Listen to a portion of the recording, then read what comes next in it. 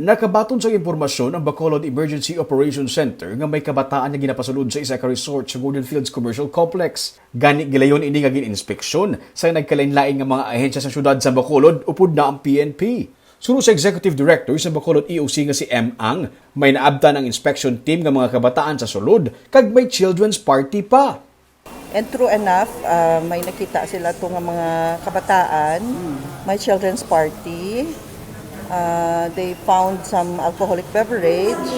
So we would like to remind again the establishments in Bacolod City that we are still under GCQ. Dugang paniang, ang Bacolod na paidalom sa gihapon sa General Community Quarantine. Buot silingon ang mga kabataan nga nagaedad 15 anyos panubo ang hindi pa pwede makagwa. Nagapangabay man siya sa mga ginikanan nga hindi anay pagpalagawon ang mga kabataan para hindi man sila mabutang sa risgo. Kung ikaw parent and if you love your children, please keep them at home.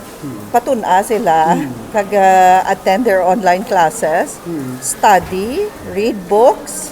Hindi sila na itong pagdalian nga magwa while the risk of COVID-19 is not yet away, we're not yet free from the effects of the pandemic. Dugang pa niya, hindi man updated ang permit sa resort pero ilabi nila nga ginatutukan ang mga violasyon sa resort sa health protocols. So they found nga wala man sang business permit, hindi updated ang business permits.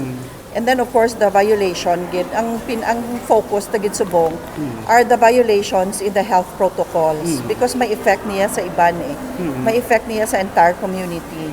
Matapos ang inspeksyon, ginpapauli ang tanan nga mga guests. Ang resort na mismo ang nagsirado samtang ginpabantayan ini sa EOC kag sang PNP. Panawagan ni ang sa iban pagid nga commercial establishments kung tani magserbi ini nga warning ilabi na sa mga resort owners.